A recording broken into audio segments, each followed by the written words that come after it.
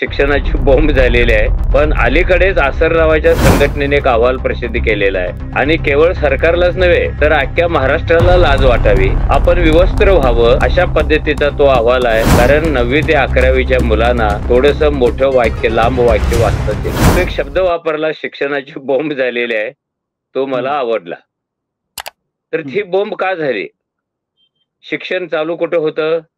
शाळेतल्या शिक्षणापासून, तिथल्या शिकवणीपासून. पण अलीकडेच आसर नावाच्या संघटनेने एक अहवाल प्रसिद्ध केलेला आहे आणि केवळ सरकारलाच नव्हे तर अख्ख्या महाराष्ट्राला लाज वाटावी, आपण विवस्त्र व्हावं अशा पद्धतीचा तो अहवाल आहे. कारण 9वी ते 11वीच्या मुलांना थोडस मोठं वाक्य, लांब वाक्य वाचताच येत नाही.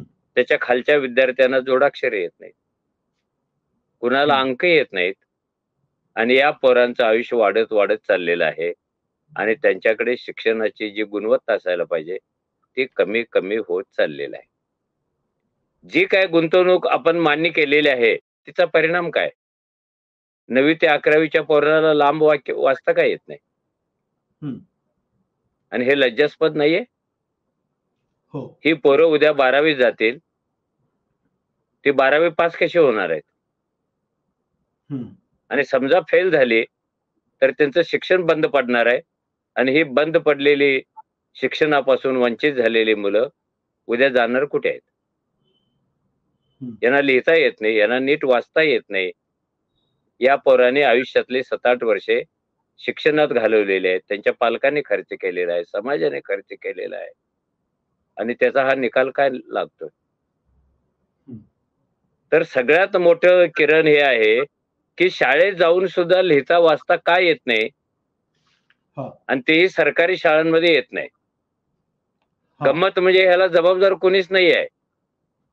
फार लाज वाटायला लागली सरकारला तर एखादा नवीन नियम करतात, जादा शिकवणी घ्या म्हणतात. पण जादा शिकवणी घेऊन सुद्धा त्याला वाक्य वाचताच येत नाही. याला जबाबदार कोण आहे? आता आपल्याकडे आपलं सरकार असल्यामुळं इंग्रजांच्याकडे बोट करता येत नाही. आता सरकारी शिक्षण हे 100% बहुजनांच्या ताब्यात आहे. बहुजनांचं सरकार आहे, बहुजनांचे मंत्री आहेत, बहुजनांचे अधिकारी आहेत, बहुजनांचे शिक्षक आहेत आणि बहुजनांचेच विद्यार्थी आहेत. बोट कोणाकडे करणार? ब्राह्मणाकडे करणार का? पंतोजीकडे करणार का? ते आहेत का या क्षेत्रामध्ये?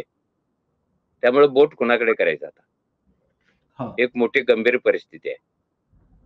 हे जे वास्तव दिसतं याला जबाबदार कोण?